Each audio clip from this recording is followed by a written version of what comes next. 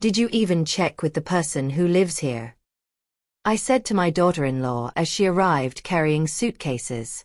I heard my own voice before I registered the shock in my chest, steady and cool in a way that felt borrowed from someone else. Did you ask the owner of this place before you moved in? I asked, and even to my own ears I sounded composed, almost detached. My arms were aching from grocery bags, the thin plastic cutting into my skin. I had just nudged open the door to my condo with my hip, already thinking about putting the kettle on and slipping into my worn slippers, when I froze. There, in the middle of my living room, stood my daughter-in-law. Hit that subscribe button and tap the bell icon so you never miss our latest uploads. Jenna. She was planted right in the center of the rug as if she'd grown there. Two large glossy suitcases flanked her like obedient dogs, handles extended, wheels still angled as if they had just rolled to a stop. Her expression when she turned toward me wasn't an apology or embarrassment. It was a surprise, quickly followed by something worse, irritation. As if I were the one disturbing her. She blinked twice, then released that bright, brittle little laugh she used whenever she felt challenged. It was a tiny weapon of a sound, honed over years of practice. It made people second-guess themselves, feel silly for asking reasonable questions. It had worked on me plenty of times before. Today it slid past me and hit the wall behind. Lila, hi. I didn't hear you come in, she said, her voice light and musical, like we had run into each other at the supermarket instead of inside my locked home.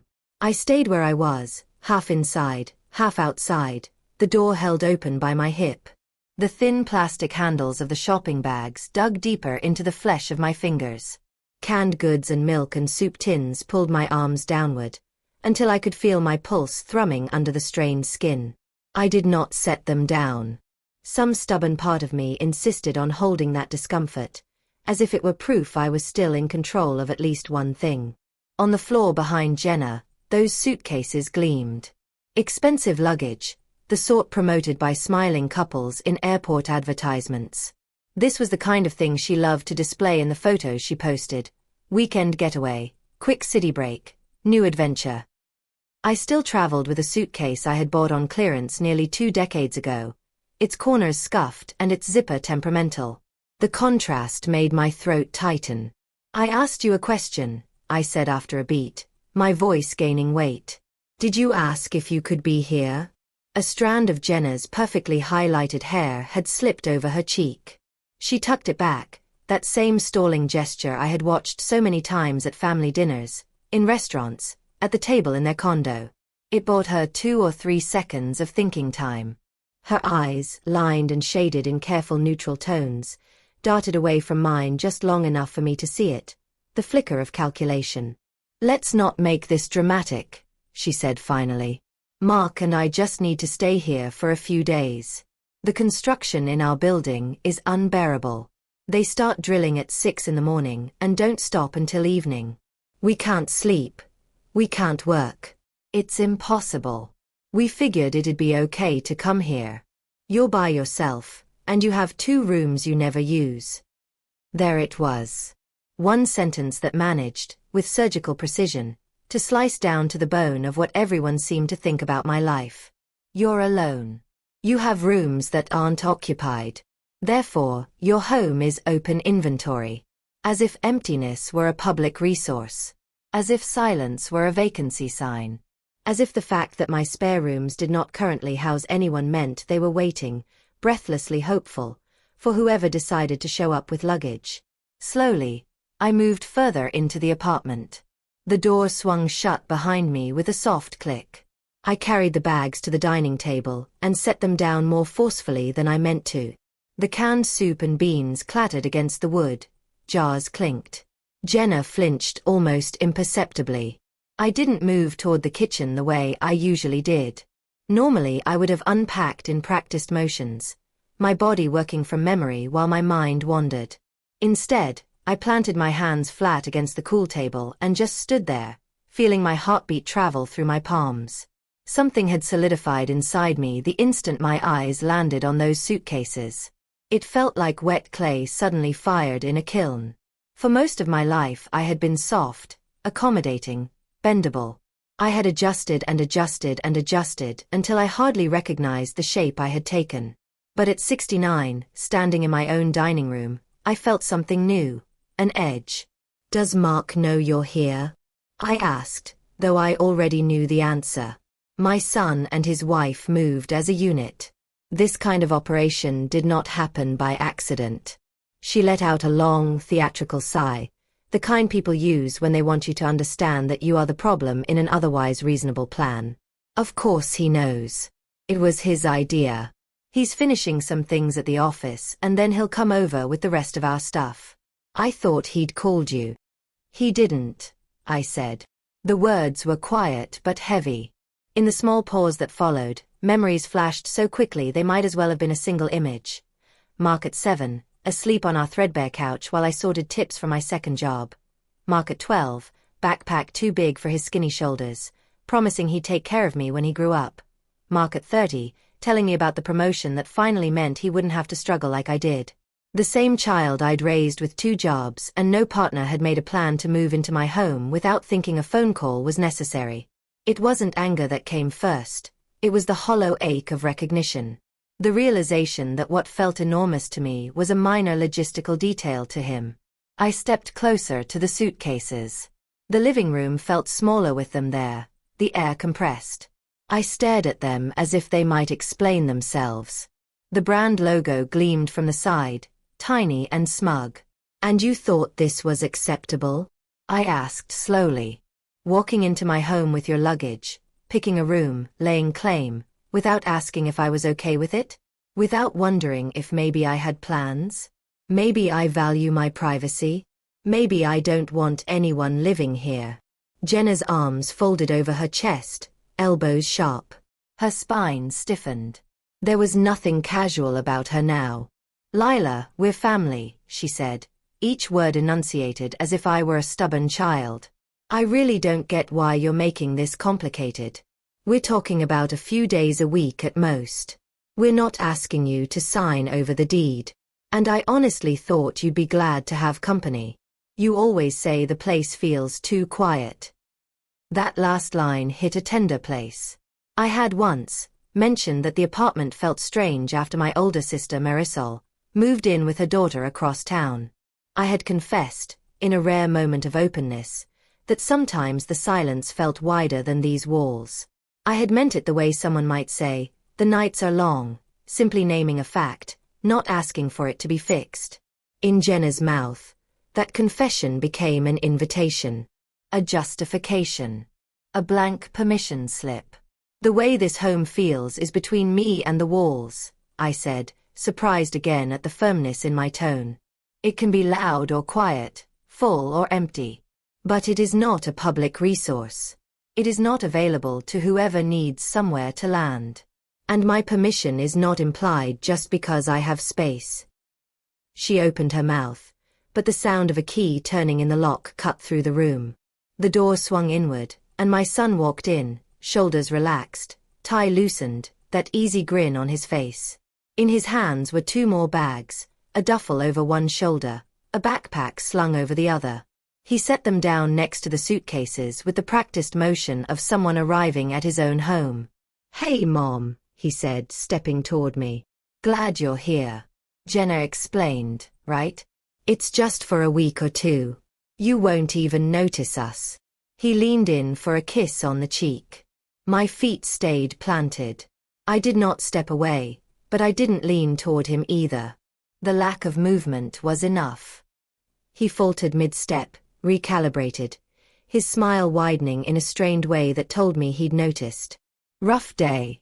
he asked lightly. "You look tired." The question floated in the space between us, absurd in its smallness. As if my mood might be about a crowded bus or a rude cashier, not the fact that I just walked into an occupied home. "I had a normal day," I answered. The surprise started when I opened my front door. He chuckled, shaking his head like I'd made a mild joke. "You're not serious, Mom. I called you twice this morning. You didn't pick up. We were already on our way, and I thought, why not just get settled so you don't have to worry about anything?" The conviction in his voice was almost impressive. He believed in his own reasonableness so completely that my objections sounded to him like background noise. I glanced at Jenna, standing with her arms crossed, shoulders tilted slightly toward Mark. There was satisfaction in her eyes now, poorly camouflaged. I could almost hear the narrative in her head. "See, I told you your mother overreacts. You called and I didn't answer," I said. "So you decided that meant yes." Mark shrugged as he walked to the fridge, opened it, and pulled out a bottle of water I had bought that afternoon. He twisted off the cap and drank straight from it. That small act, something he had done his entire life without thinking, rang differently now. My fridge, my groceries, my home, background atmosphere. "How many days is a few?" I asked. He spoke around a mouthful of water. "A week, 2 at the most. The contractor said they're ahead of schedule." 2 weeks, I repeated. In my mind, the number stretched out in images. 14 mornings of someone else in my kitchen. 14 nights of closing my door and listening for sounds in the hallway. 14 days of pretending not to notice the small disruptions that accumulate like dust. "And at any point in this plan," I asked calmly, "did you wonder how I might feel about sharing my home for 14 days? He let out a laugh, incredulous. "Mom, you're my mother. Of course I assumed you wouldn't mind. You always say you're here if we need anything. What were we supposed to do? Pay for a hotel at $200 a night when you have 2 empty rooms?" There it was, the calculation that had driven everything. Not closeness. Not a desire to spend time together. An equation. Price per night versus free. Jenna spoke up again, her voice softer, conciliatory. "We don't want to be a burden. If you're worried about expenses, we can help with the bills. Extra electricity, water. We'll pitch in. We're not freeloading." The offer was almost funny in its irrelevance. As if I could add up the cost of my solitude in a neat column and present it to them. As if the issue were kilowatt hours and not the last piece of my life where I answered only to myself. "It isn't about money," I said. Mark abandoned the water on the counter and put his hand on my shoulder, using that gentle tone he reserved for difficult clients and stubborn colleagues. "Then tell us what it is about. If you don't want to cook, we'll cook. If you want quiet mornings, we'll tiptoe. Just say what you need and we'll do it." What I needed was simple and impossibly complicated all at once. I needed to be asked before decisions about my life were made. I needed the right to say no without being cast as the villain. I needed them to understand that my age did not erase my authority over my own home. But I knew how the script would go if I said any of that. They would hear selfishness where I spoke of survival. They would call it cruelty when I was finally choosing fairness, for myself. Gently, I lifted his hand from my shoulder and set it aside. "What I need," I said slowly, "is for you to recognize that this is my home, not a backup plan. It is not a spare office, or a cheaper alternative to a hotel. It's where I rest. It's where I am not on duty. And right now I need my space." "We're your family," Mark said, as if that explained everything, as if those 4 words erased any boundary I might try to draw. "Precisely," I replied, realizing rising like a tide inside me. "And because you're my family, this hurts more than if it were anyone else." Silence settled over us, thick and heavy. For a moment, I considered letting it slide, as I'd done 1,000 times before. I could already hear the phrases forming in my own head. "It's only 2 weeks. Don't start a war. You can find quiet later. Just endure." But there were other voices too.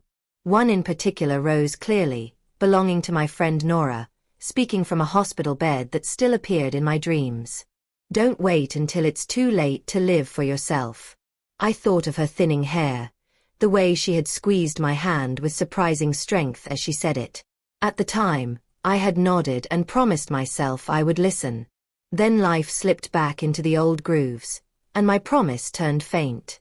Standing in my living room, bent grocery receipts in my coat pocket, I felt that promise flare back to life. I drew a breath that reached all the way down. "You need to take your things and go," I said quietly. For a second, neither of them moved.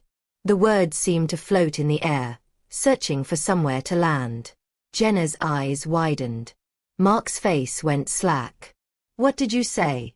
he asked, his voice pitched higher than usual. "I said you need to leave," I repeated. "Tonight. You can pick up whatever you've already unpacked. But you will not be staying here." The room shifted then. I saw the shock on Mark's face morph into anger, into hurt, into something that would later calcify into a story he told about his mother. I saw Jenna's careful composure crack, fear and disbelief slipping through. "You're really going to throw us out," Mark said slowly. "Because we didn't fill out some imaginary reservation form? Because we assumed our own family could stay with you for a few days?" "I'm not throwing you out," I answered. "I'm refusing to let you move in without my consent. There's a difference." He laughed once, harshly, grabbed one of the suitcases with unnecessary force, and dragged it toward the door. "You know what? Fine. If this is who you are now, I don't need to be here." "Good," I said, though the word tasted like metal in my mouth. "Because this is who I am now." He yanked the door open, the suitcase bumping the frame. Jenna collected the other one, pausing just long enough to cast me a look that held both pity and contempt. "I hope this piece you're so protective of keeps you warm," she said. "Because I don't think you realize what you're losing." Then they were in the hallway. The elevator dinged. The doors opened, then closed. Their absence spread through the apartment in waves. I stood by the door, my hand still hovering in the air where he had touched my shoulder, and listened to the silence swelling around me. For the first time in decades, I had made a choice that would cost me something immediate and intimate. And I had made it in my own favor. I locked the door. The sound was soft, almost polite. It felt, to me, like a declaration. For a long time after they left, I did nothing. I simply remained there near the entrance, fingers resting on the deadbolt, listening as my own breathing slowly returned to normal. The condo felt unfamiliar in the first minutes without them, as if the walls had been pushed back and the ceiling lifted just a little higher. The space they had occupied so confidently, my rug, my armchair, my guest room, echoed with their absence. The air still carried a faint trail of Jenna's perfume and the sharper scent of Mark's aftershave. It was like the ghost of them lingered for a few seconds before dissolving. My gaze drifted down the hallway toward the spare bedroom. The door stood halfway open, and from where I was, I could see a corner of the bedspread displaced. I imagined open suitcases, folded blouses, little bottles of expensive shampoo lined up along my dresser. They had not come here thinking, "We'll try." They had come to believe, "We belong." My feet carried me there before I consciously decided to walk. I pushed the door fully open and surveyed the room. Jenna worked quickly when she claimed a space. Clothes were spread over the bed in careful stacks, arranged by type and color as if preparing for a photo. A row of skincare products and makeup brushes stood at attention on the dresser, the brands whispering their price without a word. 2 pairs of shoes, heels neatly aligned, sat near the closet door. Her laptop was plugged into the outlet near the nightstand, the small power light blinking steadily. None of it had been arranged with hesitation. This was not the temporary landing of someone hoping not to impose. This was the installation of a person certain she had a right. The certainty stung more than anything. I crossed the small room and began to gather things, my hands trembling at first and then gradually settling into a calm rhythm. I folded each blouse carefully, smoothing the fabric out of a long habit. I collected the bottles and jars, placing them into a plastic bag so nothing would spill or break. I unplugged the laptop and set it gently on top of the clothes. I did not throw anything or slam a drawer. There was no satisfaction in roughness. I only wanted the room back. The bed, with its slightly faded quilt, the dresser I'd saved up for years ago, the lamp with its warm ochre shade. I wanted them to stop being evidence of someone else's entitlement and return to being mine. When everything was stacked neatly on the bed, I stepped back. The room still smelled faintly of Jenna's floral perfume. That would take time to fade. But visually, at least, the space was restored. Empty. Waiting. But this time, waiting on my terms. Back in the living room, I sank into my armchair by the window, the one Jenna had sat in earlier with a scrolling thumb and absent-minded smile. When I sat there, my body fell into the familiar groove it had created over years of evenings. I could feel the slight hollow in the cushion where my weight usually settled, the spot on the armrest where my hand often rested while I read. The city outside was sinking into twilight. Windows in the surrounding buildings winked on one by one, scattered rectangles of yellow and white. I watched tiny silhouettes cross some of those squares. People moving through small dramas of their own. Somewhere in that quilt of lit windows, I knew there would be arguments and reconciliations, secrets and revelations, laughter and tears. My story felt enormous inside my chest, but to the world beyond my glass, it was just one more ripple in a sea of lives. My phone lay where I had dropped it on the side table when I came in. The screen was still dark. I stared at it, waiting, then caught myself.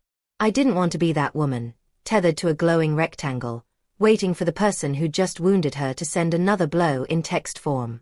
As if summoned by that thought, the device vibrated. I flinched anyway. Fingers suddenly clumsy, I picked it up. A message from Mark. 3 words. I hope you're happy. I stared at the sentence for a long time, my thumb hovering above the keyboard without moving. Happiness. The word felt petty compared to what I was feeling. I wasn't happy, not in any simple way. Relief and grief were tangled together so tightly in my chest that I could not separate them. I set the phone down without responding. A few moments later, it buzzed again. This time the message was from Jenna. He's furious. I doubt he'll speak to you for a long time. I hope your pride is worth it. Pride. That old accusation women learn early to fear. As though any assertion of self, any refusal to obey expectations, were vanity, arrogance, sin. I switched the phone to silent and placed it face down. It felt like closing a door. The grocery bags still sat on the dining table, abandoned in the moment that had changed everything. I forced myself to stand, my knees clicking in protest, and began to unpack them. Carrots and celery into the crisper drawer. Eggs into their little grooves. Bread into its container. Tomato sauce, beans, tuna, peas, and corn, one by one into the cupboard. It was a mundane ritual, but the predictability of movement calmed me. When the last apple found its place in the fruit bowl, I filled the kettle, set it on the stove, and lit the burner. The blue flame flickered to life. The gas hissed softly. The smell of heating metal filled the kitchen. I picked my favorite mug from the cabinet, a heavy ceramic one with a chipped rim and painted wildflowers that time and dish soap had partially faded. I placed a tea bag inside and waited for the water to sing. The kettle whistled, a familiar high-pitched sound that usually blended into the quiet evenings. Tonight it sounded sharper, like a signal. I poured, watched the tea bloom and swirl, then carried the mug back to my armchair. The cushion creaked under my weight. Outside, darkness had deepened. I wrapped my hands around the mug, letting the warmth sink into my skin. My chest felt tight, and for a while, I thought I might just sit there in stunned stillness, letting the tea cool untouched. Instead, to my own surprise, tears began to slip down my cheeks. They did not arrive in a great torrent. There was no cinematic sob, no hand to the heart. The tears came quietly, sliding over the familiar lines of my face, falling one by one onto the front of my sweater. It felt less like something breaking and more like something softening, like a long frozen river finally thawing at the edges. I cried for the girl I had been, barely out of school, holding a newborn son in a cheap rented apartment, promising him with all the sincerity in her young bones that she would give him everything. I cried for the woman who worked herself sick cleaning offices at dawn and serving coffee at noon, her own meals belonging to whatever was left over. I cried for each time I had told Mark yes when every cell in my body wanted to say no. For the nights he had called and said, "Can you watch the dog? Can I borrow money? Can I crash at your place? And I had said of course, of course, of course. For the dinners where I sat quietly while he and his wife discussed vacations and renovations I would never see, never be part of, and treated my presence like a decorative element. Mostly, I cried because I realized how thoroughly I had trained him, how carefully I had taught my son that my life belonged to him. A memory surfaced with startling clarity. Mark at 8, sprawled on the living room floor, crayons scattered around him. I had come home from a 10-hour day, feet throbbing, shoulders knotted, head heavy with the noise of customers and machines. I had leaned against the doorframe for a moment, just breathing, and he had called out from the floor without looking back. "Mom, I'm hungry." The words were normal, expected, innocent. I had pushed myself straight into the kitchen, dropping my bag on a chair. I didn't sit down. I didn't tell him I needed a minute to rest. I pulled ingredients from the fridge and made him a sandwich, then another, then washed the dishes afterward while he watched television. Every movement said, "Your needs first. Mine don't exist." What would have happened if I had taken off my shoes, sat down and said, "Give me 10 minutes, sweetheart. My feet hurt"? Would his world have ended? No. But the narrative I was determined to write, that a good mother never faltered, never paused to breathe, never asked for anything, would have cracked. The tea had cooled by the time my tears slowed. I drank it anyway, now lukewarm, the taste grounding me. Nora's face rose in my mind then, her features sharp and soft all at once. We had worked together at the cafe years earlier, two women in aprons and orthopedic shoes, laughing at rude customers when they couldn't see us. She had been in her 70s when the doctors found the tumor. I still remembered the day I had gone to see her in the hospital, machines humming quietly around her, the sharp scent of disinfectant burning my nose. "You know what I regret?" she had asked me that day, her voice barely louder than the beeping monitors. I had expected something dramatic. People on television always confessed grand, cinematic regrets. The person they didn't marry, the place they never saw, the apology they never made. But Nora sighed and squeezed my hand. "I regret that I let everyone else's needs steer my life," she whispered. "I kept telling myself I'd start living for me when things calmed down, when the kids were older, when I had more saved, when I retired. I kept waiting for my moment. And now I'm here, and there is no more later. Don't do that to yourself, Lila. Don't disappear for people who would never disappear for you." At the time, her words had lodged somewhere in my chest like a seed. Months passed, then years, and I had covered them with busyness and obligation. Tonight, they pushed their way back to the surface. My phone vibrated again on the table. I let it. The screen flashed notifications from a world that suddenly felt distant. I turned the phone face down again and focused instead on the way the lamplight fell across the rug, the hum of the fridge in the kitchen, the steady, reassuring rhythm of my own breath. I had done something that frightened me. I had done something that would earn me new labels in other people's mouths. Selfish, cold, proud. I knew my sister would hear about it. I knew my cousins would be fed a version of the story in which Mark was the injured party and I was the aggressor. Part of me braced for the oncoming wave of judgment and opinion. But another part of me, one I hadn't heard from in a long time, sat up straighter and said, "So what?" People would say what they wanted. They always had. That had never been within my control.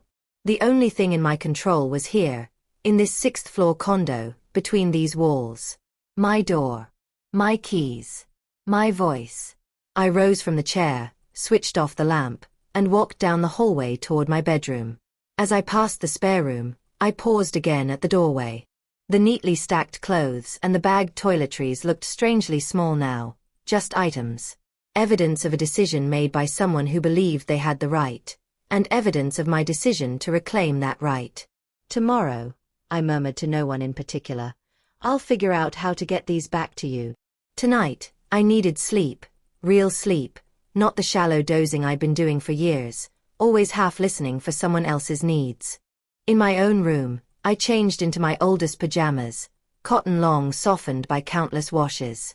The elastic in the waistband had relaxed, but they held on to me the way a hug does, gently but firmly. I washed my face, brushed my teeth, and climbed into bed.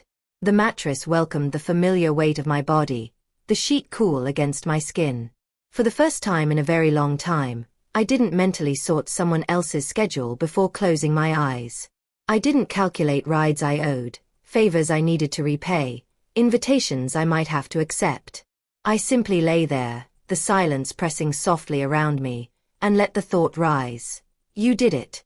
You said no. Sleep, when it came, was deep and heavy, like falling into water and not fighting the descent. When I woke up, pale light was filtering through the curtains. For a brief, hovering moment, my mind was blank, and I might have been any woman on any morning. Then yesterday rolled back over me like a wave. I lay there, staring at the ceiling, and waited for regret to clamp down. It didn't. The ache in my chest was still there, but woven through it was something else. A lightness, small but undeniable. I swung my legs out of bed and let my feet find their slippers on the floor.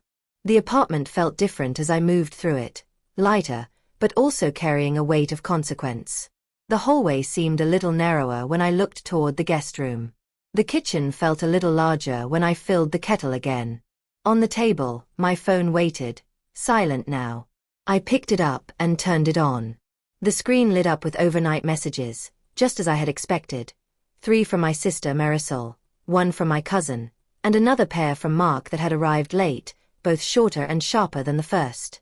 I read them all, my tea untouched at my elbow, my mind strangely calm. Then I opened a new message and typed 2 simple sentences to Mark.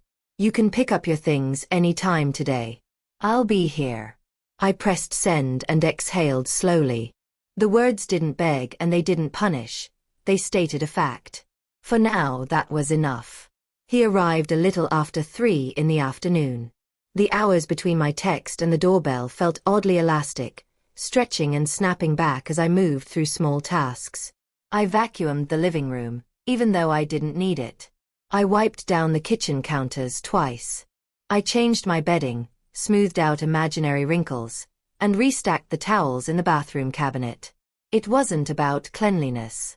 It was about motion. My hands needed to be occupied while my thoughts arranged themselves. Around noon, I finally called Marisol. Her messages, increasingly insistent, had accumulated on my phone like small knocks. Ava, what happened? She still called me by my middle name, the one our mother favored when she was serious. Mark says you threw him out. Call me when you get this. Please. I'm worried. When she answered, her voice poured through the line, anxious and warm and already half-formed around opinions. Thank God, she said. I was starting to think you were ignoring me on purpose. I needed time, I replied. Yesterday was a lot. He told me you wouldn't let them stay, she said. That he and Jenna showed up because of the construction, and you told them to leave. Is that true? Parts of it are, I said. He left some important details out. I told her everything then. Not quickly, not in the tidy version we sometimes give people to avoid taking up space. I described the suitcases by the door, the way Jenna had already unpacked, the certainty that had radiated from both of them. I told her about the argument, the way Mark had said, "You're my mother," as if that alone granted him lifetime access. I told her about the moment I'd said the words "I need you to leave," and the way my stomach had clenched and relaxed all at once. Marisol listened quietly for once, only interjecting with the occasional soft exclamation. When I finished, there was a long pause on the other end. I can understand why you felt cornered, she said eventually. I really can. But he's your son, Lila. At the end of the day, he's your boy. Is there no way you could have handled it differently? There it was again, that gentle push toward compromise, toward smoothing things over, toward making myself smaller so no one else had to feel discomfort. How would you have handled it? I asked, not accusing, just genuinely curious. Marisol hesitated. I could almost see her on the other side of the line, sitting at her own kitchen table, fingers worrying a napkin, brow furrowed. I don't know, she admitted. Probably I would have let them stay and then complained about it later. You know how I am, she said with a half laugh. I hate confrontation. So do I said. Or I used to. But I hate disappearing even more. She was quiet again. When she spoke, her voice was softer. Is this about when I stayed with you? She asked. After Anthony left. The image of that year came back easily. Marisol's suitcases in my hallway, her clothes in my closet, her perfume in my bathroom. The sound of her crying at night through the wall, the way I'd gotten up early to make her coffee before work. I had never once asked how long she planned to stay. I'd told myself that's what sisters do. It's about all of it, I said. About you, about Mark, about friends, about coworkers. It's about the way I've floated my entire life around everyone else's needs and called it virtue. It's about the fact that no one ever asked if it cost me anything because I worked so hard to pretend it didn't. I never realized, she whispered. You never said anything. I know, I said. That was my mistake. I thought if I spoke up, if I said no even once, you'd all think I was selfish. I was more afraid of being seen as unkind than I was of losing myself. On the other end, I heard her inhale shakily. I always thought you liked being the strong one, she confessed. The one who had space for everyone. I let out a breath that contained years. I liked being needed, I said. It made the hardships feel worth it. But being needed and being taken for granted aren't the same thing. Somewhere along the way, the lines blurred. We talked a little longer, circling the same edges, both of us adjusting to this new version of me who did not automatically agree. When we hung up, I felt neither fully understood nor dismissed. It was a beginning, a small, tentative shift. The doorbell rang hours later, mid-afternoon sunlight slanting across the living room rug. My heart reacted before my brain did, kicking up hard against my ribs. I wiped my hands on a dish towel and went to answer. Mark stood in the hallway with 2 canvas bags slung over his shoulders. He looked tired. The set of his jaw was tight, his eyes shadowed. He did not step forward to hug me, and I did not step forward either. Hi, Mom, he said. His voice was flat, polite, devoid of warmth but also free of open hostility. Hello, I replied. Come in. He breezed past me, heading straight for the guest room like he always had, as if that path through my home were ingrained in his muscles. I watched him disappear down the hallway and heard the sounds of drawers sliding, hangers clinking, zippers closing. I stayed in the living room, unsure if my presence would inflame things or calm them. I ran my fingers absent-mindedly along the edge of the bookshelf I'd bought on sale, feeling the tiny chips in the varnish.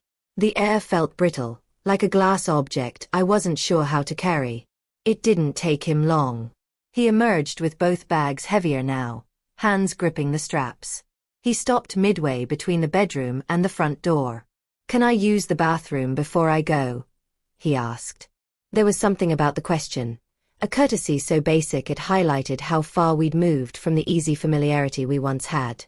This was the house where he'd run down the hallway in underwear as a child, where he'd brushed his teeth with his mouth full of toothpaste while telling me about his day, where he'd slammed the bathroom door as a teenager when privacy was the only thing he knew how to ask for.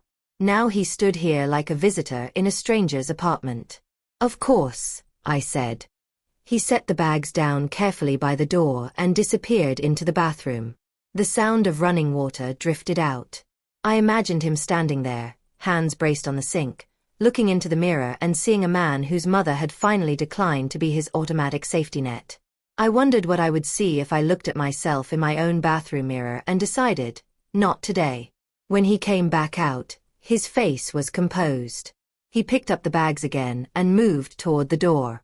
I followed, my heart beating hard enough that I could feel it in my throat. He opened the door and paused on the threshold, half in and half out. He turned back to look at me fully, and for the first time since last night, our eyes held. Is there anything you want to say? He asked. There were 100 things. I wanted to say, I love you more than you understand, and also, I will not sacrifice myself for you anymore. I wanted to say, I'm afraid you won't come back, and also, I am more afraid of living the rest of my life as a doormat.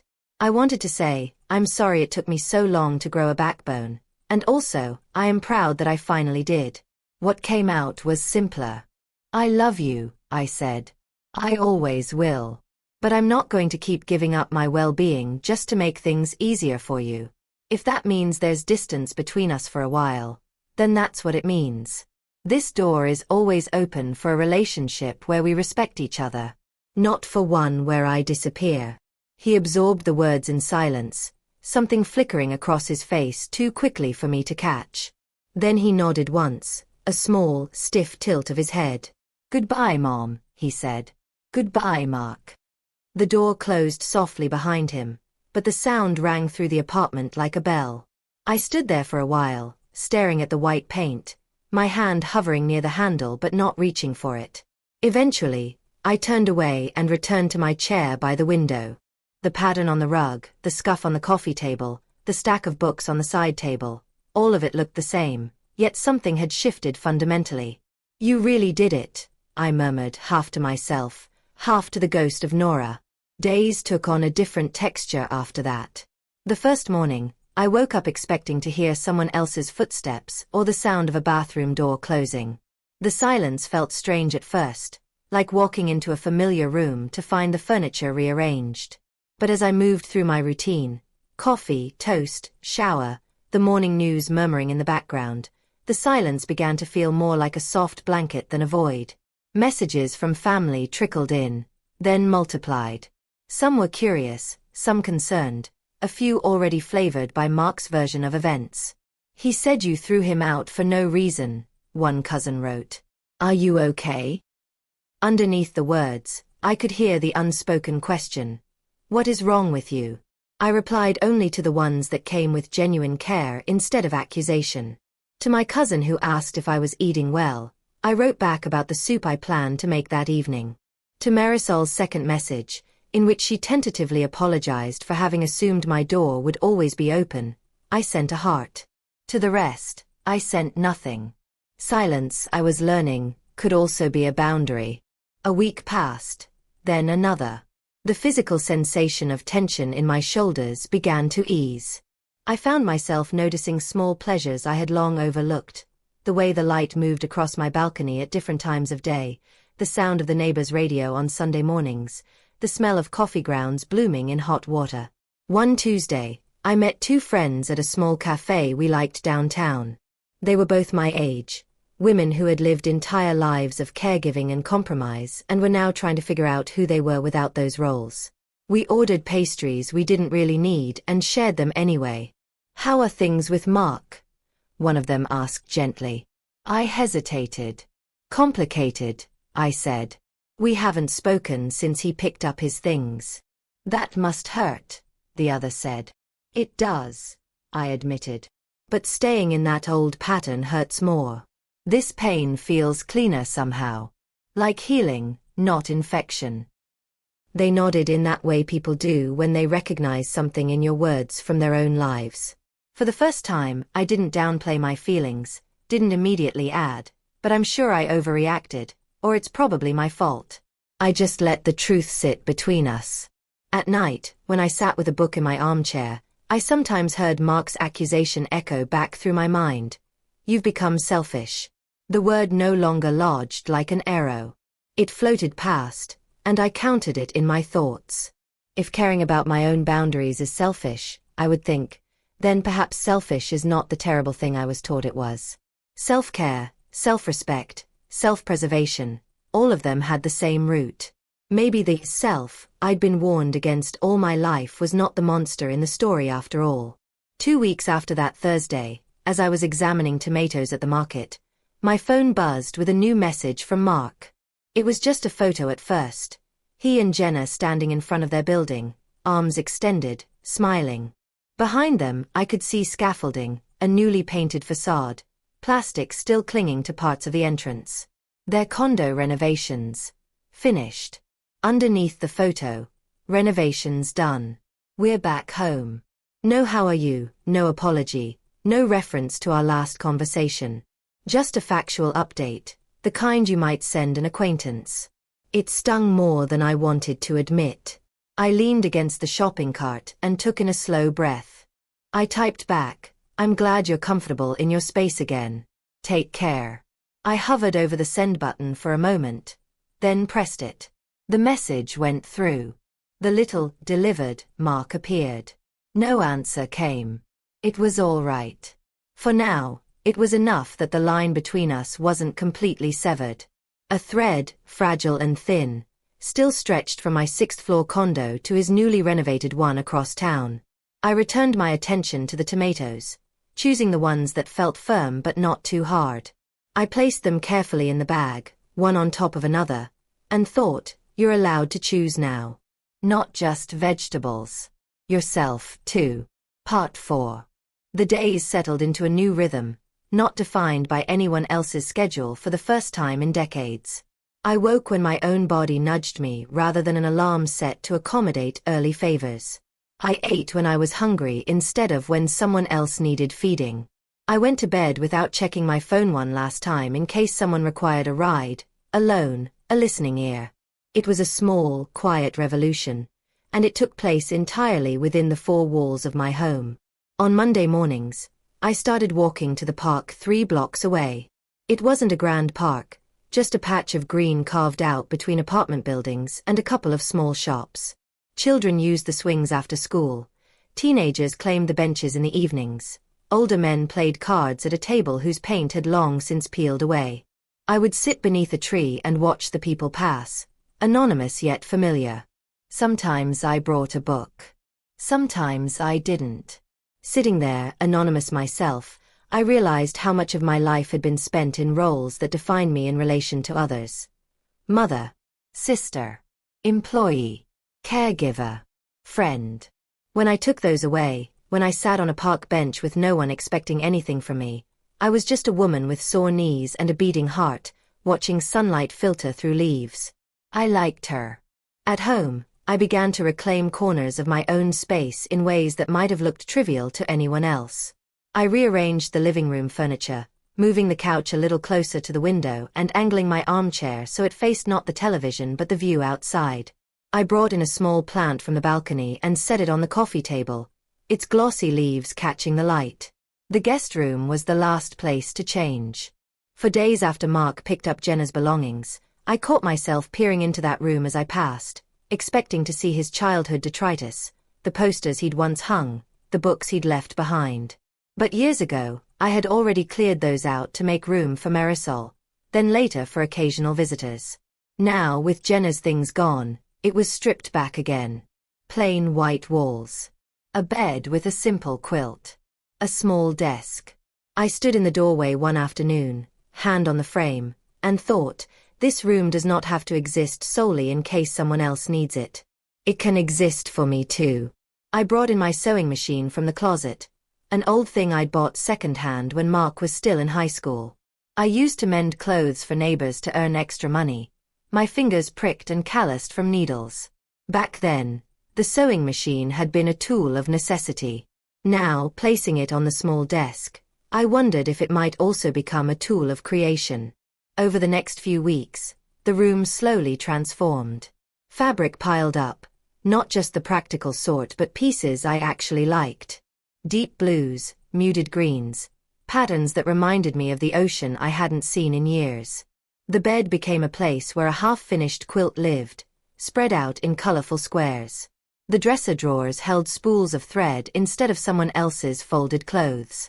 It became my room in a way it had never been before, not since I'd moved into this condo 25 years earlier and immediately started filling every empty space with other people's emergencies. Sometimes I sat there at the machine, pressing the pedal with my foot, guiding fabric under the needle, and thought about all the versions of my life that had ended up stitched together, often without my consent. Childhood with a mother who believed a woman's worth was measured in how much she endured without complaint. A marriage that began with promise and ended with a note on the table and an empty closet. Years of double shifts. Decades of being the emergency contact, the backup plan, the spare bed. Looking back over it now, with a spool of thread spinning beside my elbow, I saw not just the pain and sacrifice but also the pattern I had unconsciously created. I had taught everyone around me that my home was porous, my time was negotiable, my no was just a slower yes. When Mark had shown up with his suitcases and his easy assumption, he hadn't broken something that was working. He had simply pushed the existing pattern to its logical extreme. It was not all his doing.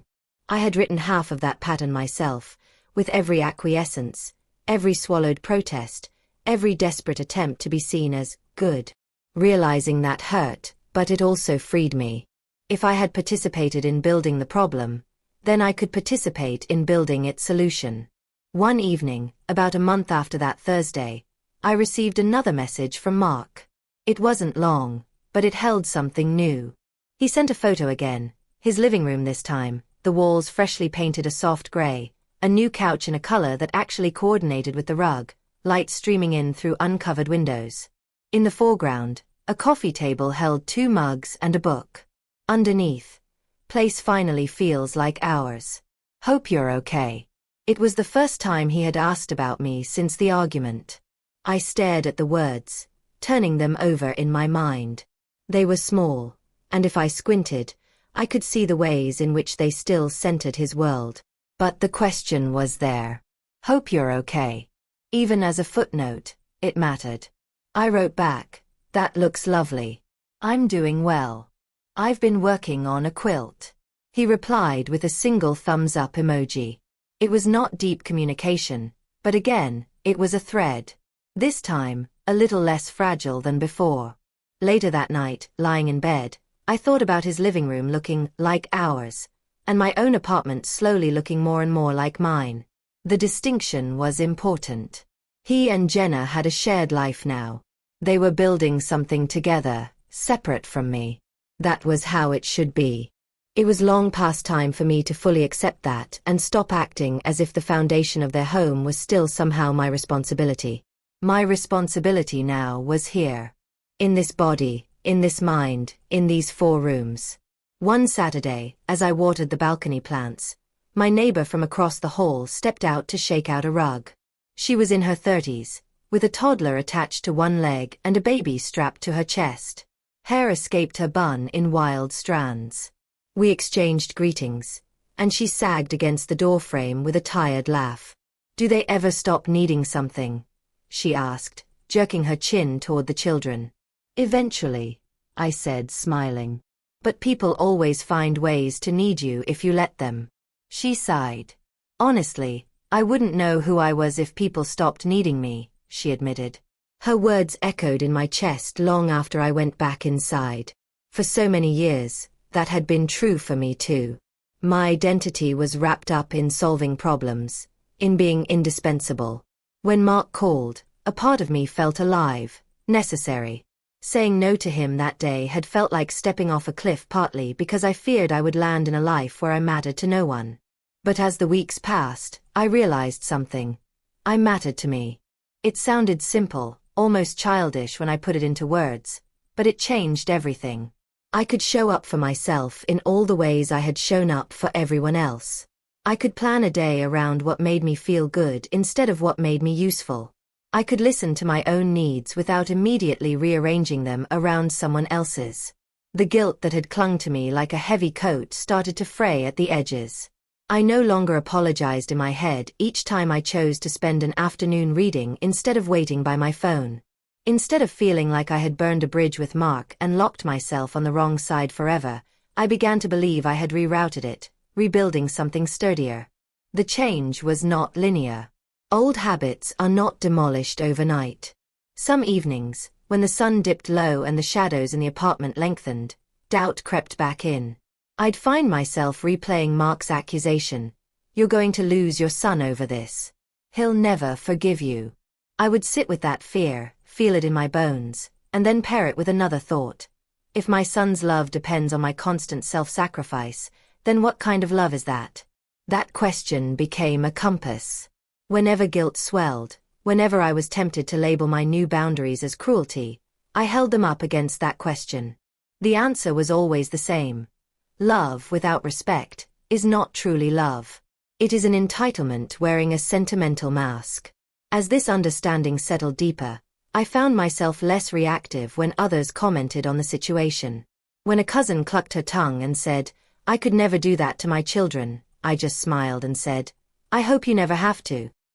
When a neighbor said, "Family is everything," with that loaded tone that implied I had forgotten this fundamental truth, I thought, family is important. So am I. I did not argue. I did not explain.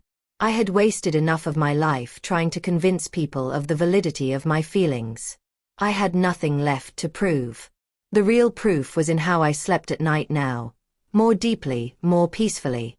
The real evidence was in how my shoulders no longer sat permanently near my ears. How my jaw didn't ache from clenching. I could make a cup of tea and sit on my balcony without a sense of waiting for the phone to ring. And then one ordinary day, as sunlight pooled in a bright strip across my living room, my phone rang with Mark's name on the screen. Not a text, not a photo, but an actual call. My heart stumbled. I wiped my hands on my pants, suddenly aware of how clammy they were, and answered. "Hi," I said. "Hi, Mom," he replied. His voice sounded different. There was something gentler in it, something that reminded me of his teenage years, when he'd come into the kitchen late at night and sit on the counter, asking me about things he didn't want his friends to know he worried about. "How are you?" he asked. I blinked. It was such a simple question, but he hadn't asked it in a long time without following it immediately with a favor. "I'm well," I said. "How are you?" There was a pause, filled with the faint background hum of traffic on his end. "I've been thinking a lot about what happened," he said finally. So had I thought. Constantly. But I did not say that. I let him speak. "I was very angry," he went on. "I still am, a little. I felt humiliated. It was easier to tell myself you were being cruel than to admit maybe I'd done something wrong. But Jenna, well, Jenna doesn't let things go easily." I could hear the wry affection in his voice. She pushed me to really look at it. "And I've started talking to someone. A therapist." The word surprised me. Not because he needed one, we all did really, but because I knew how reluctant he'd always been to admit he might require help managing his life. "She asked me when was the last time I did something for you that you didn't also do something for me in return," he continued. I didn't have an answer. It bothered me. I swallowed, feeling my throat tighten. "I realized I've been treating you like a safety net that owes me its existence," he said. "Not like a person. You've always said yes. You've always been there." I honestly didn't realize I had to ask. That's messed up, I know. I'm not saying it to excuse myself. I'm saying it because I think it's time I admit it. Tears pricked my eyes, not hot and painful as before, but cool and unexpected. "Thank you for saying that," I said quietly. "I'm not saying I agree with how you handled it," he added quickly. There was Mark, still. It hurt. It felt like the ground got pulled out from under me. "But I also understand better now why you did it. And I don't want this to be the end of us." Relief unfurled slowly inside me, like a flower opening after a long winter. "I don't want that either," I said. "I was wondering if we could have lunch," he said. "Just you and me. No Jenna, no distractions. I want to understand you better. Not just as my mother. As you." I smiled then, alone in my armchair, the room around me hazy through the thin veil of my tears. "I'd like that," I said. We met the following Saturday at a small restaurant halfway between our homes. It was nothing fancy, a family-run place with mismatched chairs and framed photos on the walls. I arrived early, of course. Mark had always teased me about that, saying I'd be the first one at my own funeral. I sat at a table by the window, hands folded on the surface, watching people pass outside. When he arrived, he looked older than he had in my memory, though only a month had passed. There was a new line between his brows, a softness in his shoulders that hadn't been there before. He saw me, hesitated just a fraction, then walked over. "Hi, Mom," he said. "Hi," I answered. We ordered food, and the first part of our conversation was clumsy, small talk about traffic and weather and how the restaurant had changed since the last time he'd been there. We commented on the menu. We remarked on the smell of garlic in the air. The words felt like scaffolding, something to hold on to while we built something more solid underneath. When the plates arrived and the waitress moved away, Mark set his fork down and rested his forearms on the table. His eyes met mine, steady. "I've been thinking about you," he said. "Not just about what happened that night, but about you. Your life. I realized I know parts of it, but they've always been background, like stories about a character in a book rather than about a real person." "I am real," I said, half joking, half reminding. "I know." He smiled faintly. "That's the problem. I haven't acted like it." He drew a breath. "The therapist asked me what my earliest memory of you is," he said. "I told her about you coming home late, still in your cafe uniform, smelling like coffee and cleaning chemicals, and making me grilled cheese because I said I was hungry. I remember the way you moved in the kitchen, fast, like you were on autopilot. I never thought about the fact that you'd been standing all day." "I remember that too," I said. "I remember wanting to sit down more than anything. But I also remember thinking, good mothers don't make their kids wait." "I grew up on that version of you," he said. "Unstoppable, unbreakable. I never saw you as tired. You never let me. Even after Dad left." The mention of his father tasted strange but no longer bitter. It had been years since I'd felt anger toward the man who walked out with his suitcase one Tuesday and never came back. My frustration now was directed somewhere else, at the woman who had stayed and decided the only way to prove she was enough was to erase herself. "When he left, I thought I had to compensate," I said. "Be both parents, double the love, double the energy. I didn't want you to feel the absence. So I filled every space. It didn't occur to me that in doing so, I was also teaching you that space was mine to fill, not yours to negotiate." Mark frowned thoughtfully. The therapist said something similar. She said, "Children believe what their parents' behavior tells them more than what their words tell them.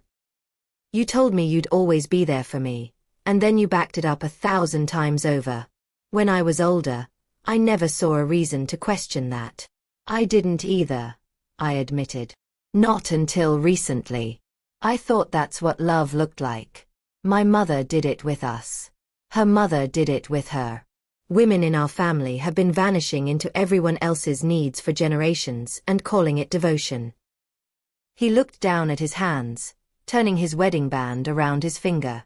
"I thought I was honoring you by depending on you," he said. "Like it proved your importance. I didn't understand that every time I showed up at your door without asking, I was writing over whatever plans you might have had." "Sometimes I didn't have any," I said. "Sometimes my plans were simply to sit in peace, to listen to my own thoughts. That kind of plan is easy to cancel because there's no one to disappoint but yourself. It has become a habit. And you start to believe that version of you, the one who doesn't count, is the only one that's real." "And then one day, you changed the script," he said softly. "And then one day, I changed the script," I agreed. We ate a little in silence, each of us chewing not just food but history. "Why that day?" Mark asked eventually. "You've let me stay with you before. You let Aunt Marisol move in for a whole year. You've always been generous with your home. Why draw the line when Jenna and I needed it?" It was a fair question. I owed him an honest answer. "Because my bones are tired in a way they weren't before," I said. "Because Nora died and told me not to wait as long as she did to live for myself. Because I have fewer years ahead of me than behind, and I realized none of them had really belonged to me. Because I was afraid that if I didn't say no that day, I'd never find the courage to say it to anyone, ever."